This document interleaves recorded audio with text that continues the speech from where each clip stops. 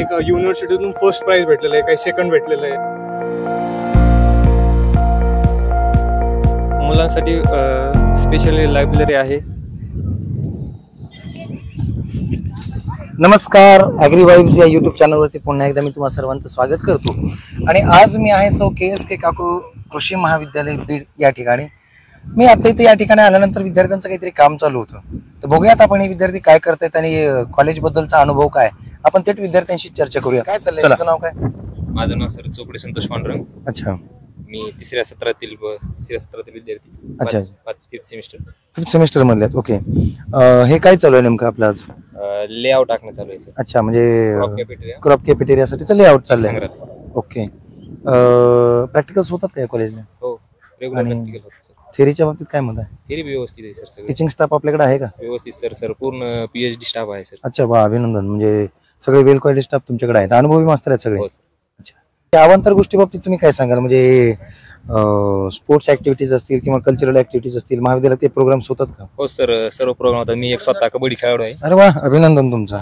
Sir sport बद्दल भरपूर माहिती सर, म्हणजे ग्राउंड वगैरे हे ते सर्व मुलांना करून घेणे वैयक्तिक, म्हणजे अच्छा, चांगल्या प्रकारची ऍक्टिव्हिटी. तसेच कॉम्पिटेटिव्ह फोरम, कॉम्पिटेटिव्ह एक्झाम बद्दल मार्गदर्शन होतं. मार्गदर्शन खूप तज्ञांचं मार्गदर्शन या ठिकाणी होतं म्हणायचं.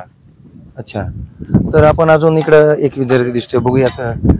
नाव, तुमचं नाव काय? सोम विष्णू धानापुणे. अच्छा, मग कॉलेज बद्दल तुमचं काय मत आहे? म्हणजे कसं वाटलं कॉलेज? एकंदरीत सगळे शिक्षक, सगळा स्टाफ, सगळं एक पर्सनली लक्ष देणार आहे सर. अच्छा, म्हणजे एखाद्या विद्यार्थ्यावर किती लक्ष द्यायचं, प्रत्येक विद्यार्थ्याचं एक वेगळं पोटेन्शियल असतं. ते पोटेन्शियल ओळखून त्याप्रमाणे प्रत्येक विद्यार्थ्याला एक प्लॅटफॉर्म दिला जातो. म्हणजे एखादा स्पोर्ट्समध्ये असेल तर त्याला स्पोर्ट्समध्ये भरपूरसे आपल्या कॉलेजमध्ये आहेत available. Volleyball, kabaddi, kho kho, table tennis हे अवेलेबल आहे आपल्याकडे.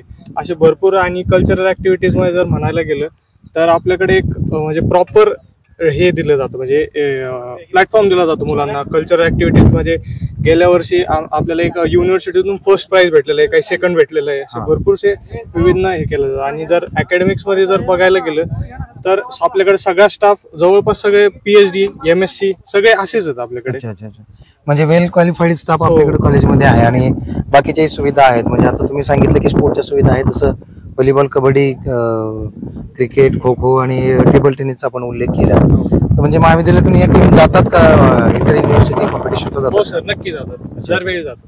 अच्छा, आणि युथ फेस्टिवल बाबतीत पण तुम्ही बोललात की कल्चरल ऍक्टिव्हिटीज भरपूर साऱ्या होतात, तर त्यामध्ये इंटर युनिव्हर्सिटी पार्टिसिपेशन होतं का आपलं? हो, इंटर युनिव्हर्सिटी होतं आणि त्यामधून भरपूरशा आपल्या कॉलेजमधून आय गेस 4 ते 5 विद्यार्थी असे होते की जे युनिव्हर्सिटीमध्ये सिलेक्ट झाले होते.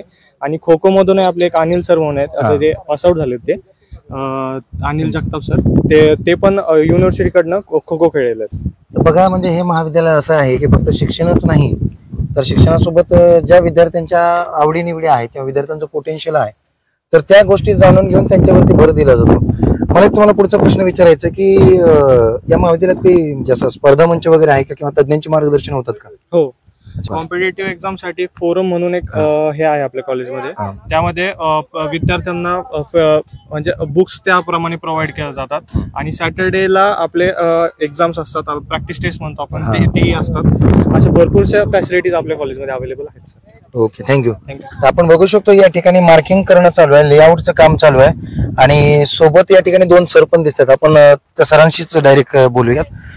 नमस्कार सर, मी ॲग्री वाइब्स युट्यूब चॅनल चालवतो आणि मला तुमच्याशी थोडीशी चर्चा साधायची आहे की बाबा हे कॉलेज जे चालू आहे किंवा आता विद्यार्थी प्रॅक्टिकल करतात, हे कशा संदर्भातलं प्रॅक्टिकल आहे किंवा म्हणजे काय चालू आहे? मी प्राध्यापक SV राठोड. हे जे काही तुम्ही पाहू शकता, हे जे काही प्रॅक्टिकल प्रात्यक्षिक आहे, हे 5व्या सत्रासाठी जे 5वा सेमिस्टर आहे त्यासाठी ॲग्रोनॉमीचा कोर्स आहे, ॲग्रो 359 म्हणून. स्काय क्लास आहे की प्रॅक्टिकल क्रॉप प्रोडक्शन फर्स्ट, म्हणजे खरीप क्रॉप्स हा आहे. त्या अंतर्गत हे पूर्ण आपण प्रत्येकासाठी लेआउट आपण करून घेतो. अच्छा, म्हणजे याच्यामध्ये आता कॅपिटेरियामध्ये आपण वेगवेगळी पिकं लावणार आहे त्याच्यात. ओके, किती प्रकारची पिकं आहे त्याच्यामध्ये? आपण याचं काही लेआउट आपण करत आहोत, तो जवळजवळ 54 प्लॉट आहे त्याच्यामध्ये. अच्छा, म्हणजे 54 प्लॉटचा पूर्ण लेआउट आहे आणि विविध प्रकारचे तुम्ही लावणार आहात किंवा विविध बाण याच्यामध्ये लावणार आहात. या ठिकाणी तुम्ही पण आहात. तर तुमचं नाव काय सर? मी प्राध्यापक डॉक्टर एच जी माने. अच्छा, माने सर, नमस्कार सर. तर तुम्ही आता कॉलेजमध्ये रोज आहात, तर कॉलेजची सिस्टीम कशी चालते किंवा कॉलेज कसं आहे एकंदरीत विद्यार्थ्यांच्या दृष्टीनं कॉलेज कसं असायला पाहिजे आणि विद्यार्थ्यांना तेवढ्या सुविधा पुरवल्या जातात का? तुमचं काय मत आहे? या ठिकाणी मुख्यतः कृषी विद्या विभागामध्ये मूलभूत कृषी विद्या, त्यानंतर पीक उत्पादन तंत्रज्ञान, पाणी व्यवस्थापन, तण व्यवस्थापन आणि अत्याधुनिक पीक उत्पादन तंत्रज्ञानाचा उपयोग करून सुधारित पद्धतीने पीक लागवड करून त्यामधून कमीत कमी खर्चामध्ये जास्तीत जास्त उत्पादन कसं काढता येईल त्यासाठी मुलांना वेगवेगळे तंत्रज्ञान शिकवलं जातं. अच्छा, म्हणजे विद्यार्थ्यांच्या दृष्टीनं जे काही कृषी विद्या विभागाच्या अंतर्गत बाबी आहेत त्या संपूर्ण शिकवल्या जातात. आणि मी पाहतो या ठिकाणी की प्रॅक्टिकल चालू आहे, म्हणजे ऍक्च्युअल प्रॅक्टिकल्स वरती या ठिकाणी भर दिला जातो असं मी बऱ्याच विद्यार्थ्यांकडून ऐकलं आहे. ते वास्तवात तुमच्याकडून पण ऐकायला मिळालं. धन्यवाद सर. अजून आपण ठीक आहे, आपण बऱ्याचशा विद्यार्थ्यांशी चर्चा केली, त्याच्यातून आपल्याला एकच गोष्ट निदर्शनास आली की या महाविद्यालयामध्ये शिक्षणासोबत इतर गोष्टींनाही भर दिला जातो. अर्थातच त्यांच्यामध्ये असलेले सांस्कृतिक गुण असतील किंवा कलागुण असतील त्यांना वाव दिला जातो, कोणी खेळाडू असेल तर त्यांना देखील वाव दिला जातो. आणि सगळ्यात महत्वाचं शिक्षणासोबत प्रात्यक्षिक शिक्षणावरती जास्त भर दिला जातो, हे या प्रात्यक्षिकातून आपल्याला या ठिकाणी दिसून येत आहे. आपण सर पुढचा एक प्रश्न विचारायचा आहे की विद्यार्थ्यांना प्रवेश घ्यायचा म्हणलं तर आता त्याबद्दल तुम्हाला काय सांगता येईल सर? खरं तर ग्रामीण भागातील विद्यार्थ्यांनी कृषीलाच जास्तीत जास्त प्राधान्यक्रमानं ॲडमिशन घेतली पाहिजे. त्याच्यासाठी मुख्य कारण हे आहे की ग्रामीण भागातील विद्यार्थी ज्यावेळेस कृषीची पदवी घेतो त्यावेळेस त्याला ग्रामीण भागामध्ये वेगवेगळ्या पद्धतीचे शेतीशी संबंधित तो व्यवसाय करू शकतो. यामध्ये प्रामुख्यानं कृषी सेवा केंद्र असो किंवा शेतकरी उत्पादक कंपनी असो किंवा 4 वर्षामध्ये कृषी पदवीमध्ये मिळवलेला अत्याधुनिक तंत्रज्ञानाचा उपयोग करून ज्यामध्ये दुग्ध व्यवसाय, कुक्कुटपालन, शेळी मेंढी पालन किंवा पॉली हाऊस, ग्रीन हाऊस याच्या माध्यमातून स्वतःचं जीवन सक्षमपणे तो जगू शकतो. त्यामुळे ग्रामीण भागातील विद्यार्थ्यांनी कृषीलाच प्राधान्य दिलं पाहिजे आणि त्यांनी त्या ठिकाणी ऍडमिशन घेतलं पाहिजे असं आम्हाला वाटतं. धन्यवाद सर. बघा, आता सरांनी सांगितलं की बीएससी ऍग्रिकल्चर झाल्यानंतर विद्यार्थ्यांना विविध पद्धतीच्या विविध प्रकारच्या सुविधा या ठिकाणी उपलब्ध असतात, ज्याच्यामध्ये विद्यार्थी कृषीपूरक व्यवसाय देखील करू शकतो. शेळीपालन, मेंढीपालन, कुक्कुटपालन, रेशीम उद्योग असे विविध प्रकारचे जे उद्योग असतात किंवा दुग्ध व्यवसाय असेल तसे विविध प्रकारचे जे काही कृषीपूरक व्यवसाय आहेत ते करता येऊ शकतात. आणि शासकीय सेवेबद्दल तुम्हाला काय सांगायचं? शासकीय सेवेबद्दल म्हणजे कुठे त्यांना जॉब ऑपॉर्च्युनिटीज आहेत किंवा काय? 4 वर्षाची कृषी पदवी मिळवल्यानंतर कृषी पदवीधरांना केंद्र आणि राज्याच्या कृषी विभागाशी संलग्नित, जसं की कृषी उपसंचालक, तालुका कृषी अधिकारी, मंडल कृषी अधिकारी, त्यानंतर कृषी सहाय्यक आणि वेगवेगळ्या राष्ट्रीयकृत बँकांमध्ये क्षेत्र अधिकारी, त्याचप्रमाणे कृषी विद्यापीठामध्येही वेगवेगळ्या शासकीय पदावरती कृषी पदवीधरांना नोकरीच्या मोठ्या संधी आहेत. त्याचबरोबर कॉर्पोरेट सेक्टर जसं की खाजगी क्षेत्रामध्ये कृषीशी रिलेटेड राष्ट्रीय आणि आंतरराष्ट्रीय कंपन्यांमध्ये जसं की खत उत्पादन कंपन्या, बी बियाण उत्पादन कंपन्या, तणनाशक, कीटकनाशक, याचबरोबर शेतीशी रिलेटेड ज्या पण राष्ट्रीय आणि बहुराष्ट्रीय कंपन्या आहेत त्यामध्ये चांगल्या पॅकेजच्या नोकरी या ठिकाणी अवेलेबल आहेत. त्यामुळं शेतकरी पाल्यांनी किंवा कृषीची आवड असलेल्या विद्यार्थ्यांनी प्राधान्यक्रमाने कृषीला ऍडमिशन घ्यायला हवं असं आम्हाला वाटतं सर. ठीक आहे, तर शेवटच्या विद्यार्थ्यांना एक काय संदेश द्याल की आपल्या महाविद्यालयात ऍडमिशन घेण्याबद्दल?